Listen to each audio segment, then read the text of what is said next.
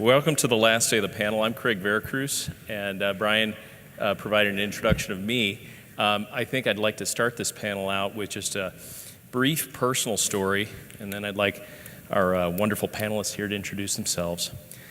It was 2006, and I had just become an IT director in a new physician foundation. And in preparing for that role, my task was to help lead the implementation of electronic health record. And in doing so, I said, well, let's go to the front line. Let's go shadow some physicians. So I went to a neurospecialty clinic that focused on ALS, Lou Gehrig's disease. And I sat there and introduced myself to the patient, said why I was there, and she looked at me, newly diagnosed with ALS, and said, will you have the electronic health record in time to help me manage this terrible disease I have? Because I'm hell-bent on fixing it, solving it, and we know what happens with ALS. And so, with that backdrop, we can talk about cool technology, we can talk about disruption, but I think what we have to keep squarely in focus is the impact on people. And I gave a story about patient impact. You just have to read Atul Gawande's article from earlier this week to think about the impact it is on the people on the front line of that caregiving. Why Doctors Hate Their Computers. It was the title of the article if you didn't see it on November 12th in the New Yorker. So with that, we hope today to cover the waterfront of opportunities and challenges in the digital world that healthcare is going towards and the struggles we are having. We hope to inspire you to get to the challenge, to meet that challenge, and maybe put a little bit of fear in you that if you don't, the disruption is going to happen in your world. And so we have three incredible panelists here who I'd like to ask to set the stage by giving a brief introduction of themselves, what they do in the organizations they're with, and maybe paint a picture of the future of what does a disrupted healthcare world look like with technology in 2030.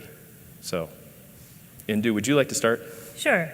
So Indu Subaiya, I'm the co-founder of Health 2.0, which around the same time your story began, started as a conference organization and grew into a community of digital health entrepreneurs around the world. We now have folks working in over 100 different cities in some way and somehow using technology to improve health and healthcare.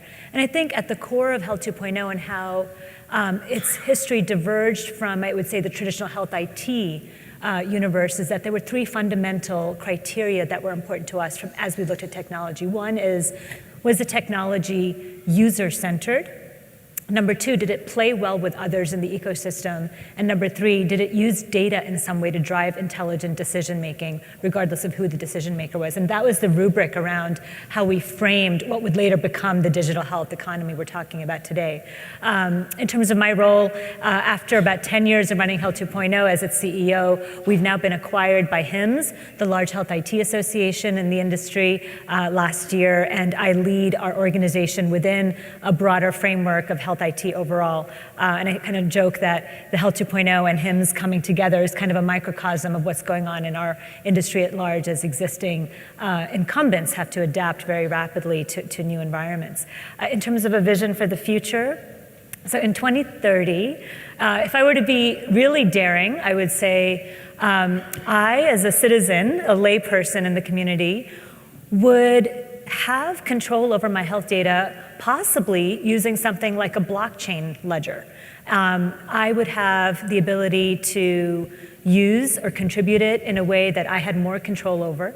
I think we're seeing some of the backlash against giving up our data for free without any sort of transparency into what happens to it. So I think we're going to see mechanisms evolve to give more ownership and control. I would say that I would be enrolled in some kind of local value-based care program in my community where I would expect all of my data information to be flowing seamlessly through not just my healthcare provider settings, but through the retailer I choose to go to, the school environment my kid is in, et cetera. So I would say those two things: control over my data and a much more personalized local environment for how I experience care. That's my prediction. Thanks. Arup, would you like to go next? Sure. So I'm Arup Roy-Burman. I'm a pediatric intensivist, 20-year practicing physician between Stanford, UCSF, Children's Oakland, and the Kaiser system. Most recently, I was medical director of the ICU at UCSF Children's. A couple years ago, we spun off a tech company. So I'm now co-founder and CEO of Elemeno Health. And before I get into what Elemeno does, I want to pull back a little bit. You know, the reason that all of you are here today is because you're concerned that healthcare is broken. I'm going to take the stance here that healthcare is not only broken, but healthcare is sick. Because who is it that delivers healthcare? I'm going to ask you all. Who delivers healthcare? Throw out something. Okay, I heard doctors. So, providers, doctors, providers, nurses. So typically how software companies looked at it is that healthcare is this dyad between doctor and patient or provider and patient. But what they've forgotten is that for the 800,000 doctors we have in this country, we have pushing 4 million nurses. We have 1 million plus ancillary staff. Healthcare delivery is really about team. It's about people. And when I ask you about the people in your workforce, are they engaged? Are you engaged? Well, they were at the casino last night. Yeah. So we're not sure. So, is anyone have the guts to say if their providers and their staff are engaged or not? What's that? There you go, at the Mayo, right? So when we look at my profession, at other doctors, 7 in 10 of us now would not recommend others to go into our profession. We look at burnout, even at the Mayo. Over 50% of doctors are burnt out. Nurses are not far behind. And when we think about ourselves as physicians and about how we treat illness, one of the reasons we spend all those years in medical school is to try to understand the pathophysiology. What underneath it all is the problem? And when we look at all of us, whether it's providers, it's healthcare givers, or it's you in other areas, or your families, what drives our engagement? It's about the concept of what we call self-determination. 3 core components. Do I have autonomy? Do I have the ability to have a say in my life? Do I have competence? Am I able to master all of the tasks that I need to do? And do I have connectedness? Do I feel that I'm part of a greater process of society? Do I engage with my team and with my patients? And when we look at healthcare technology and the financial pressures that we have today, we're hitting all 3 of those components in the wrong way. But if we step outside of the healthcare market and look at other markets, we find that the successful businesses today actually listen to the folks on the front line, incorporate their feedback into what they do. They help their consumers to be able to close the gap between ever-increasing information and what they actually need to do. And they connect us in communities. So healthcare today is broken and it's sick. The healthcare of 2030 is going to be a completely different world. It's one where technology is not going to be a hindrance to us. Rather, it's going to be an enabler. And that power, as we've seen in other markets, that power is going to come through the cloud.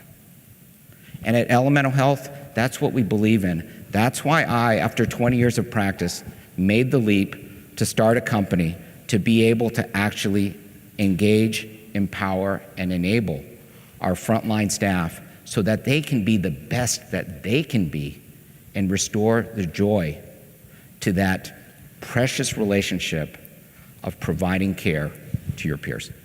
Well, that's a very hopeful message for 2030 of self-determination and connectedness. And it's happening in the other industries. Sure, it is. Yeah. And we'll be able to talk about that a little bit here. But Derek, let's give you a chance to introduce yourself. And when we're talking about connectedness, you know, the consumer part of it is, I know, a big focus for your organization. It So is. please. So Derek Weiss, and I always learn something new, even when I'm on the panel. I've enjoyed this so far. I work for a company called Cambia Health Solutions. We are a parent company of Blue Cross Blue Shield and Pacific Northwest. We have an investment arm. A lot of our focus is on consumer startup technologies. We have an internal organization that builds those same solutions. We have companies like HealthSpark, MedSavvy that look to provide transparency and information to the consumer. My focus, Deputy CIO, and I work on strategic partnerships, is to find those companies and build out those consumer solutions. Cambia is pivoting to look at the consumer and wants to make sure the consumer has information, the tools to make the next best decision. And so my focus is on the ability of giving information to consumers so that they can decide that next step. And I will make a comment around 2030 a little bit differently here. I agree with both philosophies. Why is 2030 going to be different? Because we are at that point of seismic change, right? We have technology, data interoperability that's actually come to fruition, where the technology, the cloud can actually combine that information. Second, you have policymakers in Washington in particular who have now decided that interoperability, Blue Button 2.0, the veterans, those areas where they want data to be accessible. We have a structural change in the United States with millennials and people in different types of economic environments, the gig economy, where I'm no longer tethered to an employer long term, where decision making is being made differently. And finally, we have that environment whereby the consumer is making more of those decisions. So I agree with the visions of 2030, and I think unlike previous conversations and panels that I was part of even 10 years ago, we said consumerism is coming. We've heard that, right, before? It's gonna happen. A little bit different this time because the structural and policy changes are in place to position the consumer to make those decisions, use technology, and help them guide their own healthcare in a different way. So I'll pause there and let's keep going. Well, let's keep going on the consumerism front, because I think this is an area we wanted to really dive more deeply in. And maybe, Derek and Indu, you certainly have a perspective on this. Where is the innovation and disruption coming from relative to technology in creating consumerism? We have a lot of health system, medical group players here in the room. What's germinating out of those kind of traditional organizations, and then what are the upstarts? So where's the fun happening? Where's the fun being started in this consumerism and technology? So first, sort of like a broad-based classification, if you will, of the digital health ecosystem, at least from our standpoint. So we look at 4 categories, the largest being kind of consumer-facing technologies, the second being patient-provider connection technologies, the third being B2B, direct to provider-facing tech, and the fourth being data analytics. And the reason I mention that is the consumer category is really going to be affected by all of the above, right? And I think in terms of what's exciting out there, there's a few things to kind of keep in mind as we think of the drivers of this consumerization. One is that what we're seeing today in terms of the new stakeholders coming in to change the game in healthcare, I think is a function of a bottleneck in selling into and changing care delivery as it exists today. So as of last year, there were over 300,000 health apps. That doesn't mean companies, but just applications. Less than 2% were connected to the underlying electronic medical record. Less than 2% were part of clinical workflow in some way, shape, or form. That's a huge amount of, if you will, supply that is not sort of finding its demand or not knowing what to do with it. Another observation on the consumer side of things is that, okay, so what happens when you have that? Let's look at funding. This quarter, we are already at, I think, $3.3 billion in funding just this quarter for digital health. That is the highest amount of funding ever in the history of the industry. It puts this year ahead of last year already, and last year was double the year before. So we're probably looking at the highest number. Where is that money going, and what will the exit of that be? Again, understanding that the electronic medical record and the provider market, there's still a sort of narrow entryway. And I think that's what you're seeing. I think you're seeing this year's two biggest acquisitions so far were Roche buying Flatiron, so that's a pharma company, buying a cancer analytics company, and you saw Amazon buying PillPack, both over $1 billion in acquisitions, 1.9 and 1.1. So that consumer is increasingly going to be serviced by large-scale platforms that are using these innovative technologies because the current pipeline, I think, to provider systems is still too narrow. So I think that's where I'm looking at a lot of activity. It's going to come from non-traditional players acquiring, adopting, and distributing tech at scale, maybe creating their own. And I think my experience then as a consumer, I think it'll be really interesting to see how I actually deal then with my actual healthcare system. Let me just add to that, and that's exactly right. Underlying that drive, again, is this idea of policy, right? So the consumer, many of the younger consumers believe they own their data, their information. It could be in anybody's EMR system, and this is an argument and discussion we have all the time, but the consumer believes they should have access to that data on a platform and a use that makes sense for them. And as they extract that data, and as policymakers allow that to happen more easily, the platforms that Indu speaks of will be more effective. The machine learning and the predictive modeling will begin to really emerge. It's emerged today, and allow that consumer then to have greater choice in decision making. So no longer is the opportunity for decision making solely within a health system or a hospital or with a caregiver, care provider, that becomes a bit more open to the individual because those tools will be made available through these apps and these platforms. So again, seismic change, whether we think it's going to happen in a year or 3 to 5 years, debatable, but we definitely see that foundational change beginning to happen. So I'm curious about something. Is it going to get easier for consumers in the short term, or is it going to get harder? Because, I consider myself fairly tech savvy, and yesterday I got a new feature pushed out on Sutter's MyChart to me about being able to estimate the costs of, the MRI I might need to get on my knee, right? But then, somebody else is showing me another app last night. Brandon Staglin, who was on the panel last night, we were talking with him about some of the vetting of the mental health arena of apps, and he was showing us some really cool stuff that he uses. I mean, I have all of these apps now available to me, and as a consumer, how many people in the room feel overwhelmed by the number of health apps you're getting? Okay, so is this going to get harder, or is this going to get easier? I mean, tell us. Well, I think it's going to get a bit harder. There's going to be more noise coming in. But the question that I would have, Craig, if you've got all these apps, if instead you knew that you could pick up your phone and you could talk to your doctor, would you take that route? Probably so. Probably so. And the reason these things have sprouted up is because we as patients can't get enough face time with our providers, with the people who take care of us. These are surrogates for that. And there's a lot that is in these applications and on the web that helps empower us so I can have a more knowledgeable and informed conversation with my provider. But still, with my health, I have a personal connection with these individuals. So if also we can focus on technology to unburden those providers, to be able to level the load so that they can have more accessibility and availability to engage us, I think that's going to give us ultimately a more satisfying healthcare system.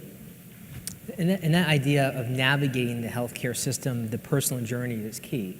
So as it will be a little more painful, I think, as the system comes out, but the ability for the tool or tools I'm using to know where I am in my journey. Do I have a chronic condition? Do I have 3 kids who are just sick all the time? Am I depressed? Am I stressed? And provide access and data transparency is very important. And there's probably 2 things I'd add to that. One is we have to think about the consumer and who's out there today. A 15-year-old today, I have a daughter who's 15 and a daughter who's 6. My 15-year-old in 10 years will be 25. She'll be a full-fledged healthcare consumer. We're talking about the next 10 years. So what does a 15-year-old today act like as a 25-year-old tomorrow? It won't be me, because I'm not 25 anymore. I know I look 25, but I'm not. So where is that consumer in their journey, the new consumer? And second, it's not the volume of data. I know that the EMRs, and we can't even possibly look at all the information the provider can't. But with the tools and the platforms that Indu speaks of today, that data now becomes accessible and it can be curated for the use of the individual. So the combination of curation and access and interoperability and how those tools might be used, I may use it one way and my child may use it a different way, will make that process a bit easier. So let's go ahead and do, please. I was just going to say, regarding kind of the being overwhelmed by the number of 300,000 health apps. So there's some good news. I think there's some good news here. One, we're seeing brand new delivery models pop up that are in some ways technology first, if you will, and they're providing wrappers for the integration and delivery of care in a new way where tech is not an afterthought, it's being built in along the way. And those might end up being the modalities and the vehicles through which these apps are delivered in a more cohesive way. So we're seeing those models specifically around complex chronic care older folks. And I've been blown away every other month reading about a brand new Medicare Advantage value-based practice, whether it's Village MD or Devoted, which just raised $300 million last month, to Oak Street, and many others that are just saying, let us handle a subset of patients. Let's do it with high touch, high tech service, better patient-provider interactions. It's a new delivery model. It's not just tech being added on at the last minute. And those models are no longer just sort of marginal on the side. They're raising a ton of money and they're coming after, I think, the big payer-provider kind of mergers, post-mergers and acquisitions conglomerates out there. Will those be able to compete around outcomes for these chronic kind of multi-need patient groups? Will they be able to compete with those? So that's one, I think, interesting thing, that delivery models or new delivery models are using tech and will deliver them in a more cohesive way. I think the other piece is around FHIR, the new standard that's allowing EMRs and hospitals to interact with this digital health ecosystem. And 2 or 3 years ago, FHIR was just an idea. Now it's becoming more and more of a standard.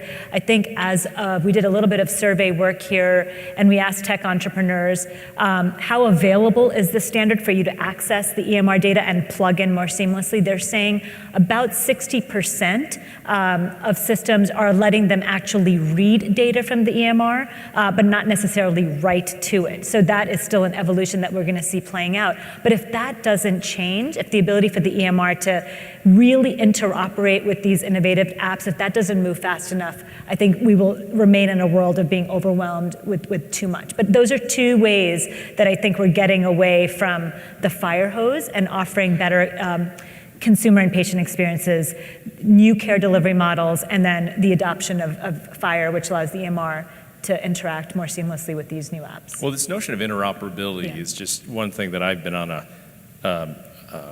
tear about since the American Recovery and Reinvestment Act. And we tried to get in San Francisco, a San Francisco health information exchange off the ground called HealthShare Bay Area. We ended up failing miserably because we couldn't get enough players in the community to collaborate and fund the model. So there was this competition in the community, basically digital was becoming a competitive advantage, data becoming a competitive advantage. So, but banking, other industries, Arup, you talk about other industries, they seem to have figured this out years and years ago. Why do we have this interoperability bottleneck? Well, I think with the data, I kind of wonder also as a provider about sometimes as providers how much we really care about that. I look at our own EHR at UCSF, at our Epic stuff when the patients come in. Do I read it? No. Do my peers read it? No. When we go to those bloated problem lists and half of those things are chart mythology that don't belong there anymore, what we end up doing is we talk to the patient and we talk to the other providers who've cared for that patient. That's our way of kind of handing off. Now, there are times that the EHR performs the way that it should, but there's so many times that it doesn't. So I feel that from a lot of us as physicians, there is not a great pull for interoperability. There's a push coming for interoperability, but there's not the pull for it. And so many of us are fed up with the EHR that we're sick of trying to find ways to fix it and do better with it, and we're looking at workarounds. So let me, and that's a very good point. I think I've used this analogy in the past. the buggy whip conversation, right? You've heard this where I keep improving the buggy whip and all of a sudden the car shows up and makes my buggy whip of no use. We keep thinking about EHRs, and those are the standards, and we have these large systems inside that bring data together. I think we have to flip the conversation back to the consumer.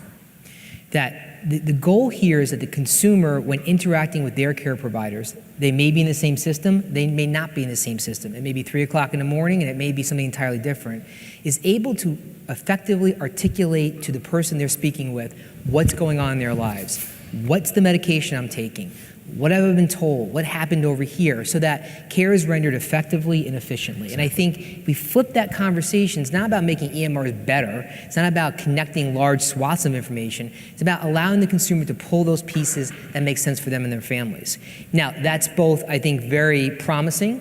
It's also potentially dangerous, right? Because it changes how the system operates. But that consumer view, I do believe, and again, I'm going to point back to Indu and some of the things she talked about, digital transformation. That consumer view is really a transformational element of what I think we're dealing with today. I think the interoperability, I mean, I'm not saying anything anybody in this room would disagree with, but I think it has never been a technical issue or technological issue. It's always been about business interests. And I think that it used to be, and I hope that this changes very soon, and in some ways technology will force this change. It used to be that the data you own was your competitive advantage, and I'm gonna sort of wall off this data, even if I pretend that I'm not doing it, because that's gonna be my competitive advantage for my health system. It's gonna allow me to contract with most negotiating leverage. It just makes business sense for me to own my data and not really allow it to freely move. And you still have issues with proprietary data. So that's not gonna change anytime soon unless it makes absolute business sense for it to change, or the threat is so great from the outside that health systems have to do it. So that's one thing. It has never been about the ability to exchange data. But what I think we're seeing is that, again, back to new models, there's a model like, for example, like Aledade. Aledade said, health systems in my organization, in my area, aren't sharing information. No matter what we say, how much we browbeat them, they're just not doing it. So they went to individual physician practices and they said, will you pool your data together to be part of a risk-bearing organization in the community that can actually compete with the larger health systems? And people said, yeah, let's do it. So they brought physician practices together, gave them a data platform and an ability to negotiate contracts directly, take risk, and do things in a very different way around interoperability that the existing health systems in those communities wouldn't do. So I think those are kind of exciting opportunities where the use of data platforms, organizing players in a different way could get at some of that data sharing. But I also think as we move forward, not to use blockchain twice on the same panel, but we might use it a third time. We might use it a third time.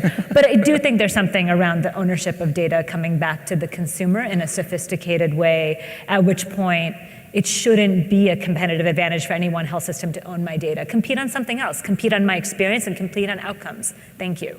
You know. Exactly. And right, there's give me my data. There's this evolution, right? You know, data is just data. How do you turn data into knowledge? And then how do you turn knowledge into actionable decision making? And we're still stuck down here in the industry at kind of like the lowest level of Maslow's hierarchy of data needs, if you will, or analytics. Arup, you had something you wanted to add? Yeah, so if we took that same model, but instead of starting at the ground with this data, which is kind of nebulous, but how about if we start with the knowledge that's our practices or our workflows? And then we look at what do doctors or what do caregivers want to share with each other? Oh, you know how to do that really efficiently? Can you share that with me? Right now they're sharing that through emails or they're sharing it through conferences. That's something that people want to share. Can you share your patient's data with me? Well, do you really need it or what? I mean, it doesn't, for the providers and caregivers, it doesn't provide as much value. And then you look at these kind of financial pressures. So from the financial end, 20 years ago, hospitals would say, hey, our ways of doing things are our proprietary secrets. We're keeping those here. That's our secret sauce. But in an increasingly competitive industry, these hospitals they're collapsing, right? And they're relying on relationships with others. And what better way to be able to build a relationship with your referring hospitals than to be able to share your knowledge on how to do things effectively? So I think the easier win, if you will, for technology and for sharing comes from the sharing of practices and workflows to make us all better. And from there, ultimately, it will flow to the more granular data that takes actually a longer time to figure out and extract what you're going to do with it. Yeah. I want to come back to this in a moment, closing this knowledge gap. But before I do, I'd really like to see a show of hands in the audience here. How many of you in the audience feel like your organization has a really solid approach to consumerism and the use of technology in engaging your customers, your patients, your communities? How many? Interesting. Okay. How many people feel like they've gotten the value for the spend on the technology investments you've made to date? Okay, I see about 5 hands. And it's interesting, I was at when you're talking about billions of dollars of investments in the large systems, I was at another conference at one point in time, somebody said, geez, for $1 billion, we should be putting nurses on the moon. It really, I mean, and it's true, isn't it? I know some doctors that would love to have nurses on the moons. That's not where you're going with that one. But no. Being the son of a nurse, the flip side could be said That's too.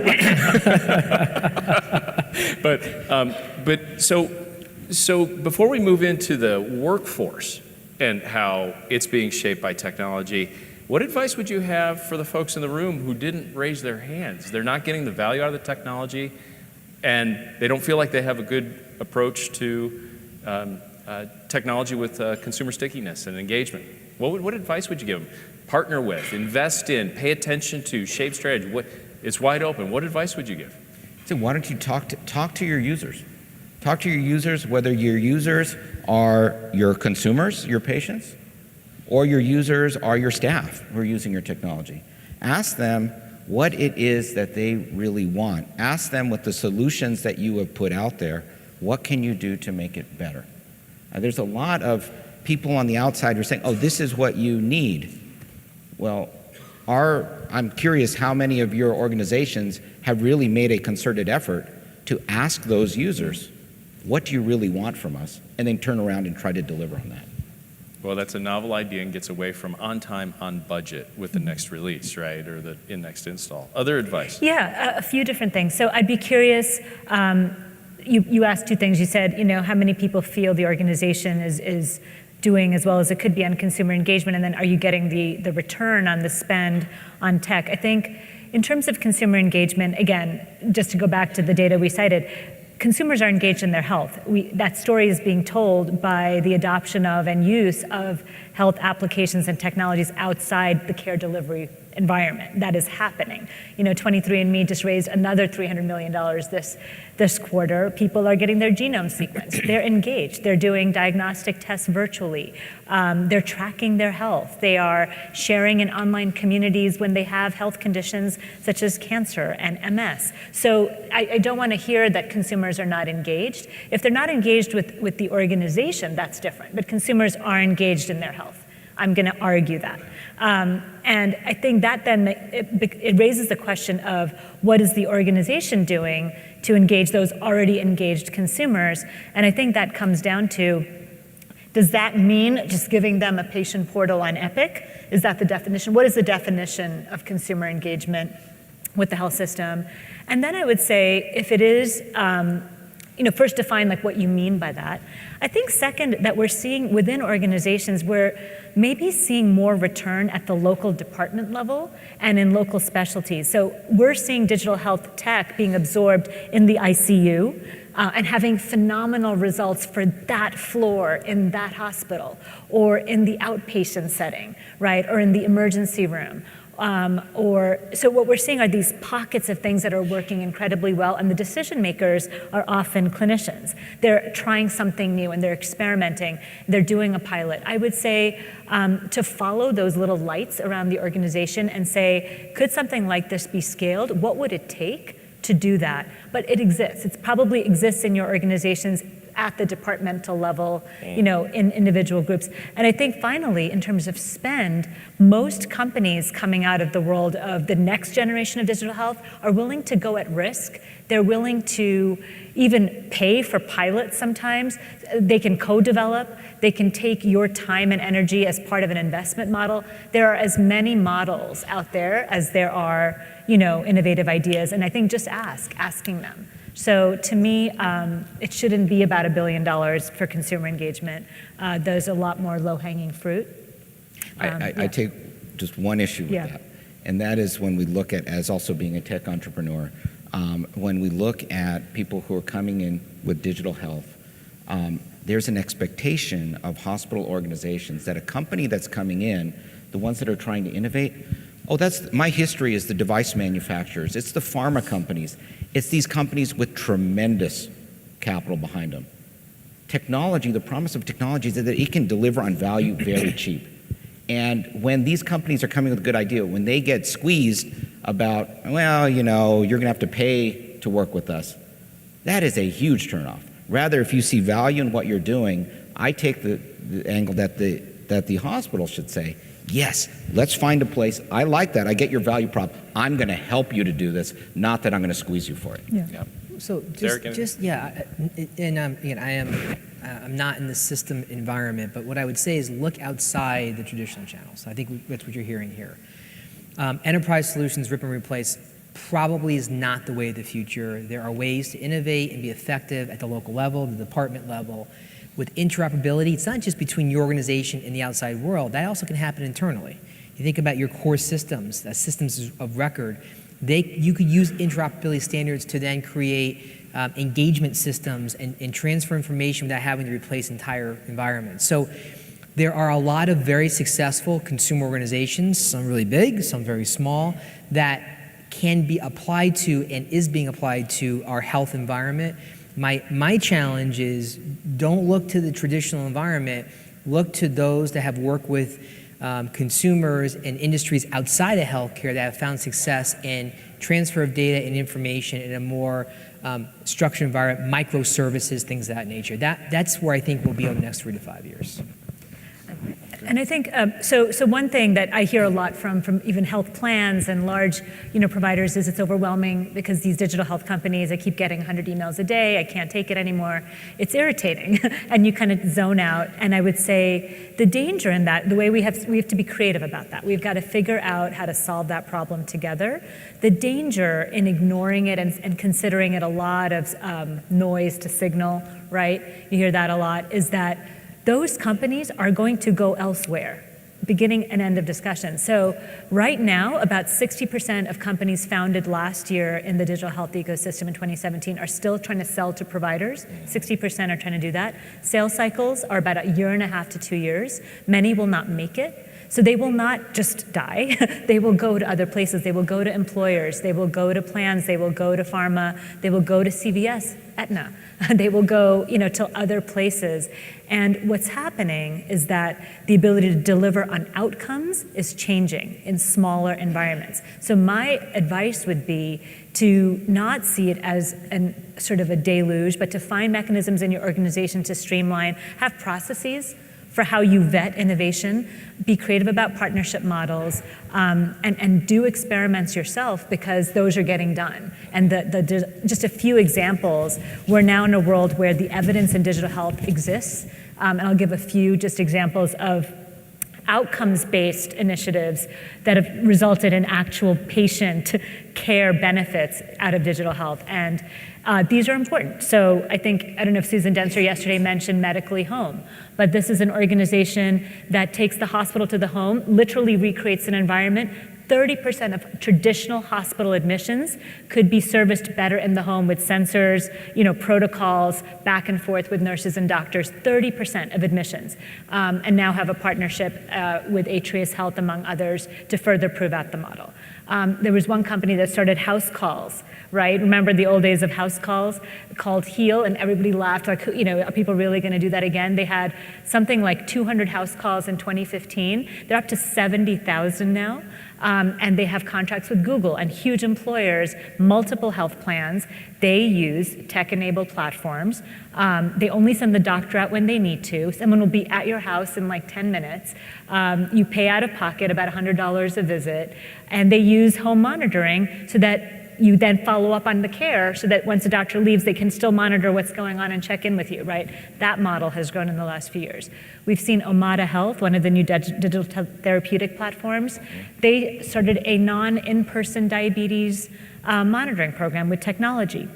I think now the latest data shows that there's 30% reduction in the chances of getting type 2 diabetes over 5 years. So the evidence at this point exists for these interventions. And what's going to happen, and this gets back to the piece about technology, if you think of a stack of technology, health systems are used to thinking, well, I deliver care, how do I best use technology to do that? What's happening now is tech companies are going, we have the technology, maybe we ought to hire some doctors and just go become care delivery organizations, inverting the technology stack. And we're seeing that. We're seeing people frustrated with the sales cycle, frustrated that workflow isn't changing fast enough, frustrated with the business models, and saying more and more groups have hired doctors, trained them differently, different protocols, and are having the data to show the difference in outcomes. Yeah. So I think that's the ultimate threat. Well, and I want to Yeah.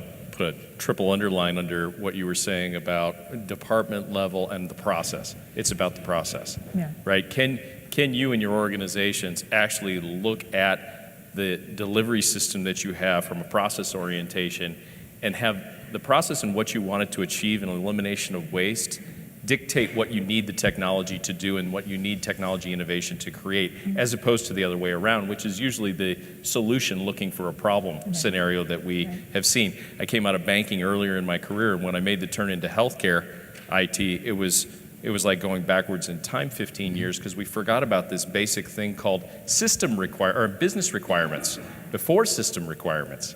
And so I would just encourage you to have maybe the clinical and business process orientation to your technology solutions. I want to invite the audience. Usually we open it up at the end, but this is a conversation we'd love to include some of you in. So if there are microphones running around and you have some thoughts you want to share on some of your approaches to engaging consumers through technology or some of the disruption, we'll take questions as they come up. So please, you're invited to do that. We have one. Here we go.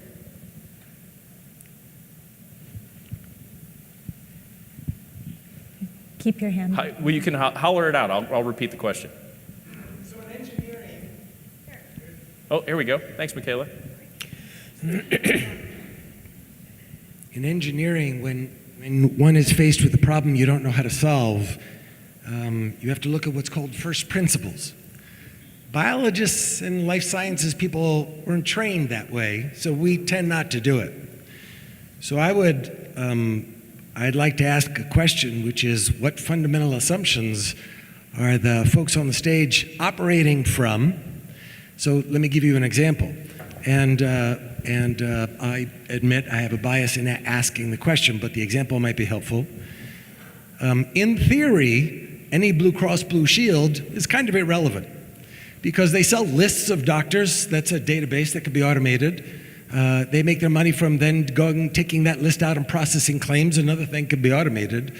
So in theory, a technology that enhances an irrelevant structure is not actually going to transform the game. That would be called the first principle. What is your relevance? So I would like each person sitting there to ask the question, what are the fundamental assumptions you and your organizations have not really examined yet? And I don't mean to be personally offensive with that one. It's just one that It's a good question. I've never heard anybody make fun of Blue Cross Blue Shield before. Yeah, that's right. Okay. Ever. Let me take that one there. first. No. And it's the right question. I'll ask my colleagues as well. I will take exception with one comment you've made. So I will never. The financing of healthcare is not irrelevant. Now, how we finance healthcare can be debated, and I know this room can debate it well. But the fact is that most consumers can now walk into any provider and pay by credit card because they can't afford it. So there is a mechanism by which financing healthcare is important, and a current mechanism is an insurance mechanism that we all have opinions about working or not working. But what I like about your question is, how are we challenging these assumptions of how the current system works? And that's where I'll take that.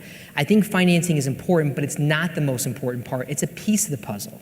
And I go back to my earlier comments, and again, where I work, which is it's about the consumer's ability to make the next best decision. All right? And that requires several things. It requires their ability to understand where they are in their health journey, not where we think they are, but where they are. Understand what options they have available to them, and then how to best execute those options, which include financing and providing doctors, et cetera, and so forth. So I think inverting the stack, I'm going to steal that for a second. I think you have to invert the stack. You have to put the consumer at the start of that conversation, whether you work in a health system or an insurance company, and determine how best to help them navigate that component. And I'll use one quick example, and I'll turn it over. I think palliative care is probably the best example. A good starting point for all of us. Palliative care, complex illness, we think about that as end of life, but it kind of goes into really complex areas there. Most organizations will support the individual when dealing with palliative care issues. All right, whether it be an insurance company, a health system, digital care.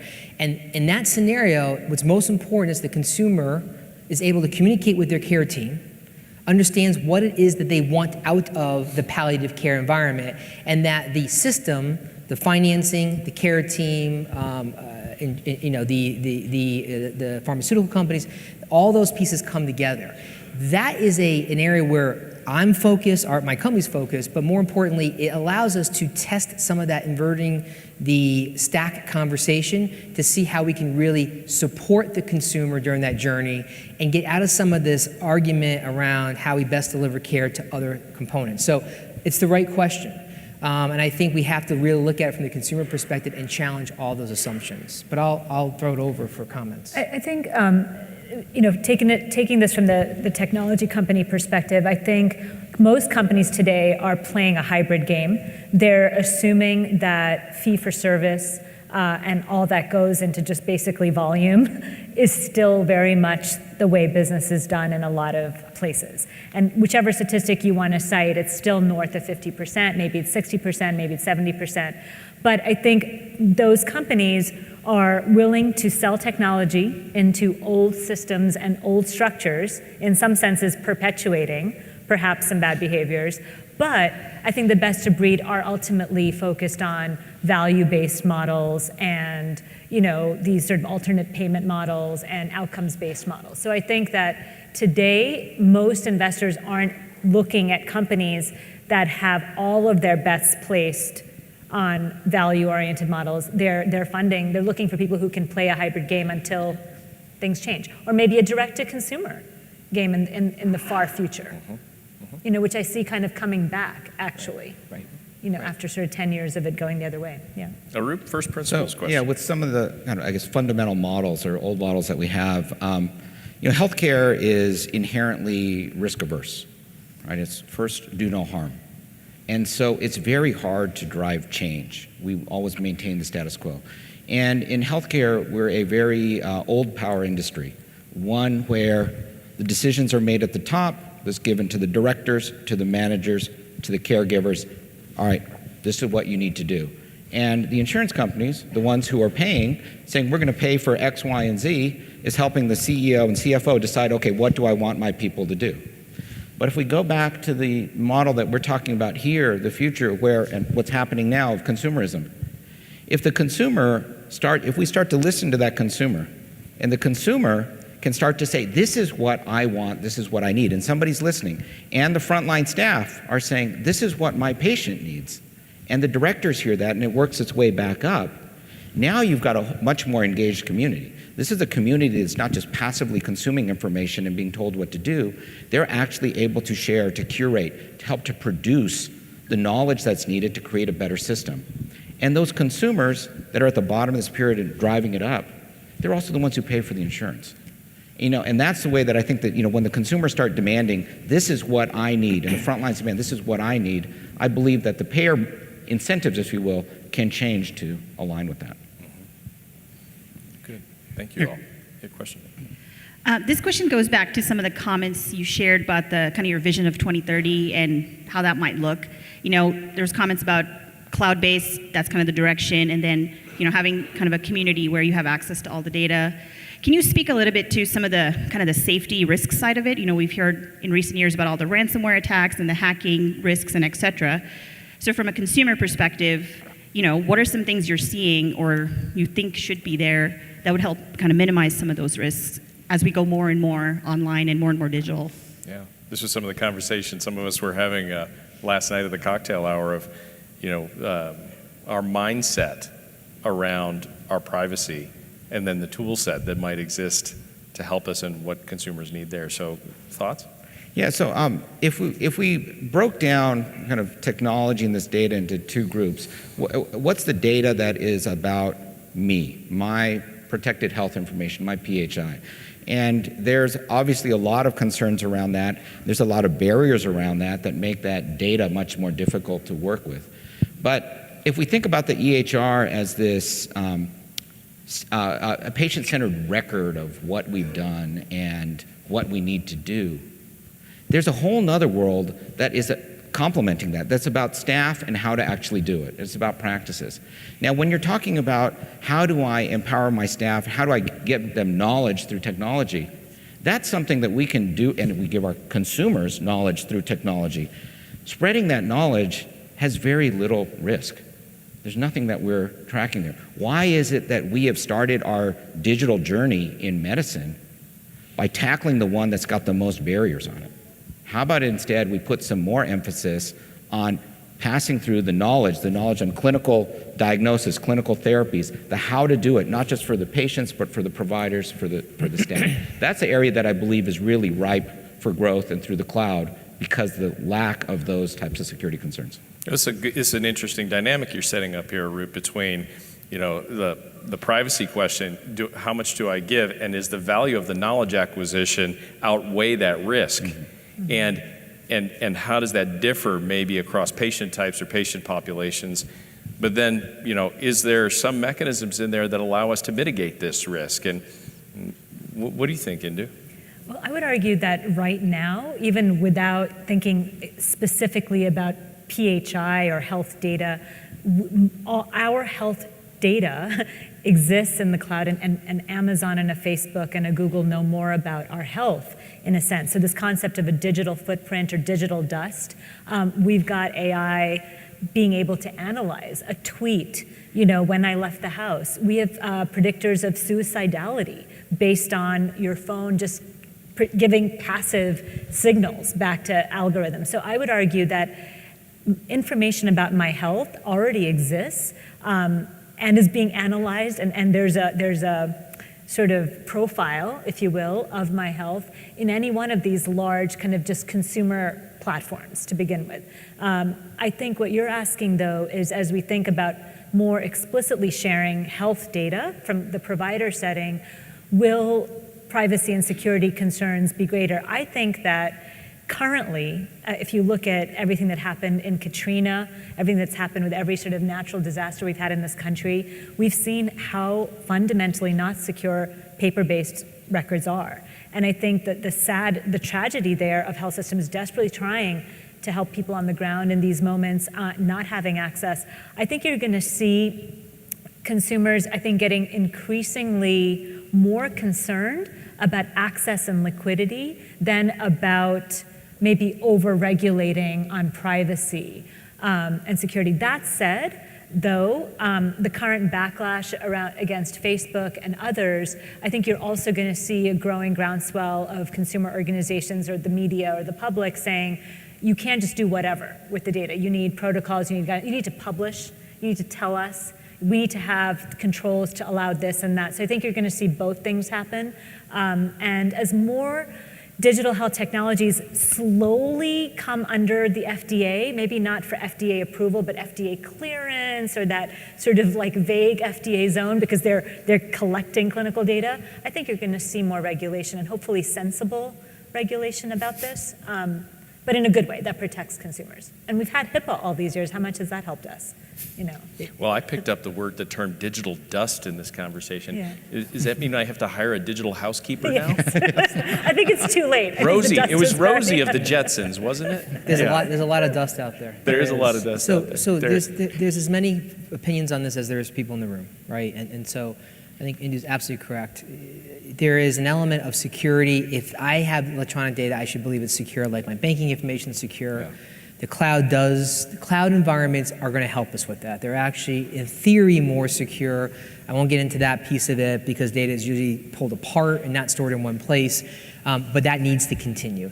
Permissions are absolutely critical, right? It's out there, but as an individual, I should allow or decide where that data goes and who has access to it. That's the next big frontier in the permission space. And I'll go one step further. I think the next frontier of security are things around your genetics, your genome.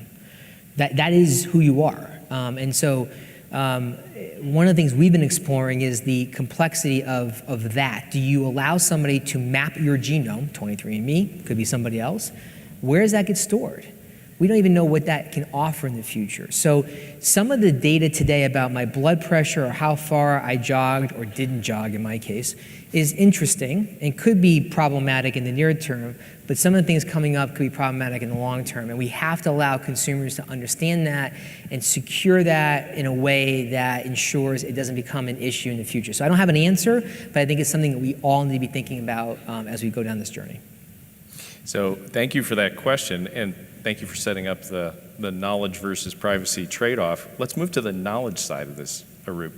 And, I think it was Thomas Friedman's book, Thank You for Being Late, I was reading, and it showed this geometric progression of technology and then the human brain's adaptability to change, lagging sorely behind and creating this giant gap. So tell us about what this is like on the front line in Sure. clinical practice, and how big of a problem are we really looking at, and is it just clinical? It's not just clinical. It's in operations. I mean, we see all these healthcare inefficiencies. I think that's what a lot of you are here for. How do I make my system more efficient? How do I bend the cost curve so I can reduce my costs? And how do I bend that revenue curve so I can get my staff aligned so I can maximize the revenue that I can make?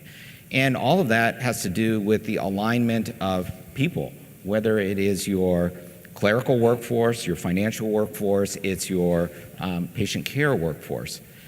Aligning those people is challenging in a setting where they work in geographically disparate or time asynchronous regions.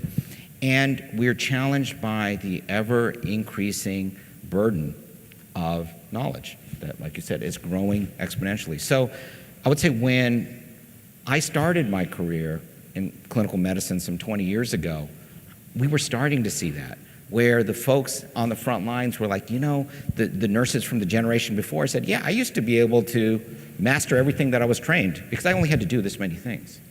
Now I got to do this many. There's no way that I can master it. I don't really have time to practice it. Some of these are really high risk, but they only happen every 4 or 5 months. And where do I go to reinforce that? I'm going to ask my peers, and they're all just winging it too. So we've seen the rise of inconsistency at the front lines. And I'd say that I mentioned at the beginning 4 premier institutions that I've worked at. And in every one of those institutions, I've seen patients die from preventable mistakes by well-intentioned, well-educated staff that simply couldn't pull the information that they needed when they needed it. We have some, what numbers you want to use, 250,000, 400,000 patient deaths annually from preventable mistakes. That's like 2 747s crashing every day. Nobody seems to really pay much attention to that. And how much waste we have in healthcare. It's because these people just can't get that information. And when we look in the consumer world, that's the promise of technology.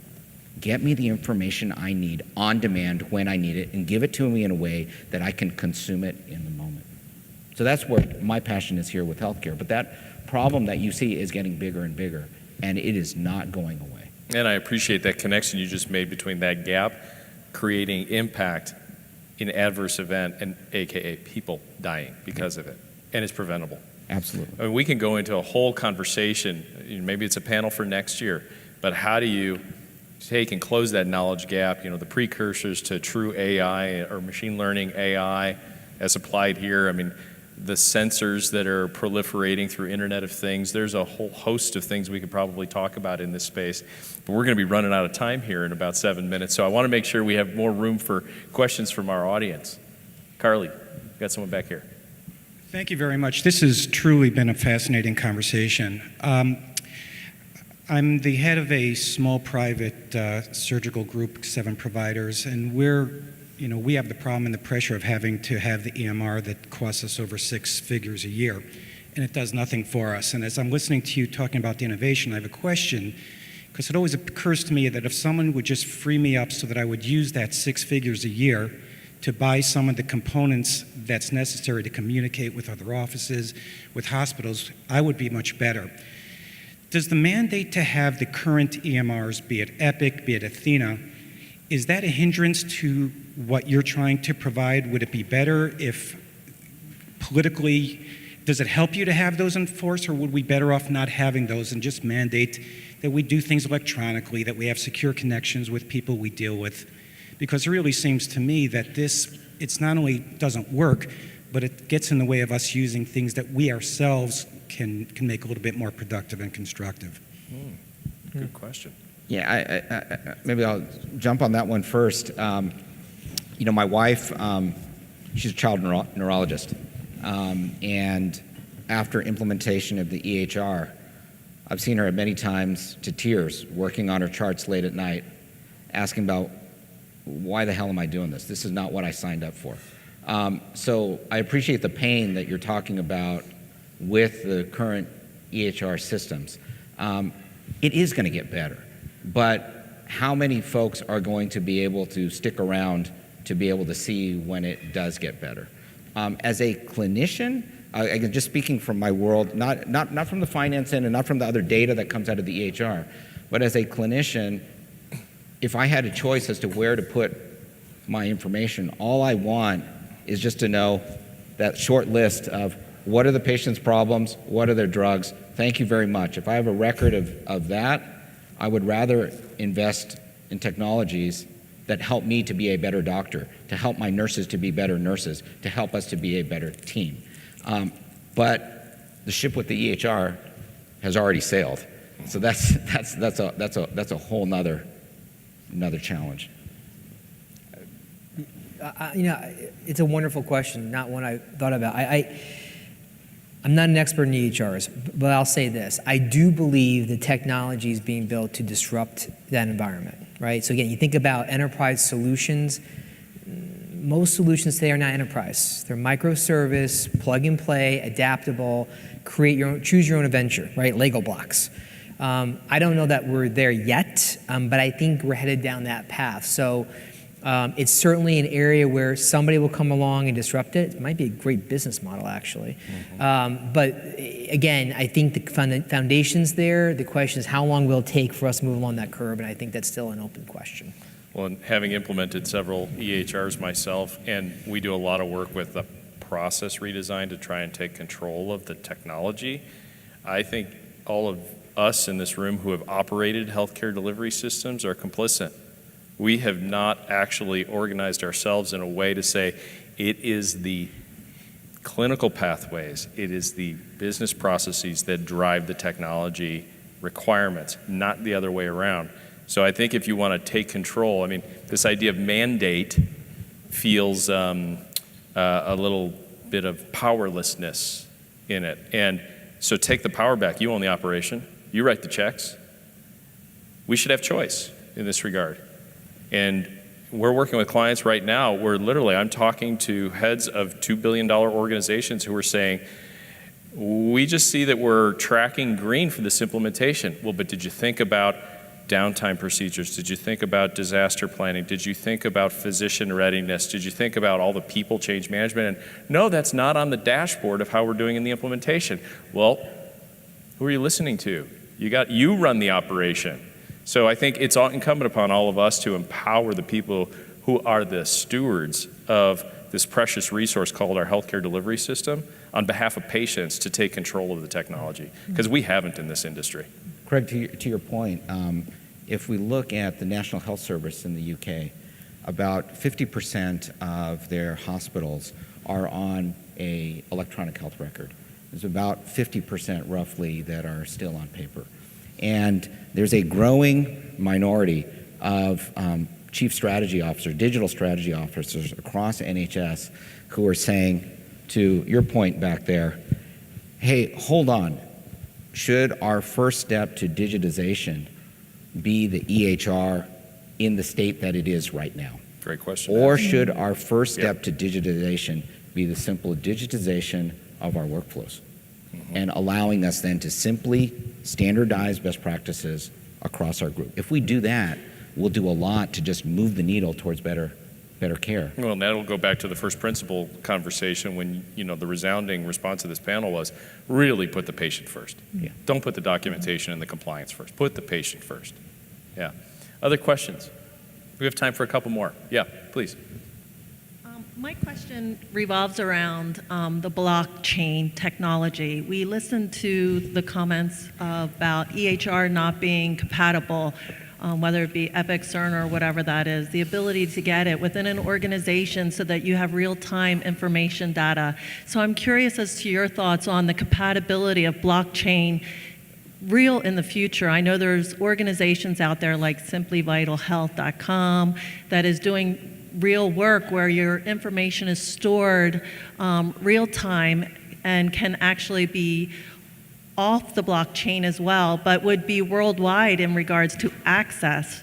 So if your ICU systems are down, you could pull that data if your staff had that capability so that there was no loss of care. So I'm kind of curious, my question to you all would be your thoughts on the true future of blockchain technology throughout healthcare as a form of managing that medical record instead of relying on the cloud where it can't be held ransom, and also being able to share it worldwide, if that be the case, but still be HIPAA compliant.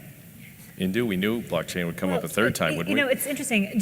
And I think this is just a subject to follow and research, and we're all, doing our best to educate ourselves as the field changes. I will share this, though, that in the world of genomics, we just had a young company launch a couple of months ago at Health 2.0 called Nebula Genomics that for the first time was a blockchain-based platform for sharing your genome. And it made so much sense. For the first time, it was like an intuitive thing for me. I was like, I get that. I get why, if it's my genome, there's a blockchain-based platform that can authenticate me, that I can kind of verify who's accessed it. I'm in charge, right? So I think that is it going to sort of come wholesale, one day and completely disrupt the industry? No, but I do think if organizations aren't thinking about that being a reality in the future, that's a missed opportunity. And I would say, though, even if we move in the world of blockchain, I'll offer sort of 5 layers of the technology stack that I think we have to think about. So if today's EHR or yesterday's EHR was sort of a one-stop shop, like we are your technology infrastructure to do everything you need to do as a delivery system, we're arguing no. If there's actually 5, at least 5, maybe there's more than 5, component parts. So if you start at the bottom, there's storage, which you might argue is a cloud, a blockchain, but before that used to just be in the EHR. Okay, that's kind of moving out. The next was around transactions, like enabling transactions. That is also kind of coming in with novel billing systems, novel payment models, more transparency around financial data. Then there was exchange. Remember, like the old CCR, right? And we still use those standards, but now we've got FHIR, which is a much more liquid and open internet, if you will, of health information off the EHR. And then I would say there's an analytics layer, which is non-existent in today's EHR. That's also being outsourced, if you will, to all of the AI companies and the pop health companies, et cetera. And then you've got an interface layer. And that could be a Google Home or an Alexa, or how does the information get in the first place? So what used to be one platform is now possibly being serviced by hundreds of companies in these 5 layers. So I would say, I do think storage is going to change, but so is everything else on top of it. So if you were starting today, as many health systems in other countries, have the luck of doing in India and in Asia, where there is no legacy, there's no incumbent, right? They are building fundamentally new systems. So That's a great question to end on, because that is that is going to be an interesting topic to maybe pick up next year. So I just want to thank you, Derek, Indu, Arup. Really appreciate you taking time out of your busy schedules, doing the great things in the world you do, and safe travels home to you. thank you. Thank you. Thanks, so much. everybody. Well, appreciate it.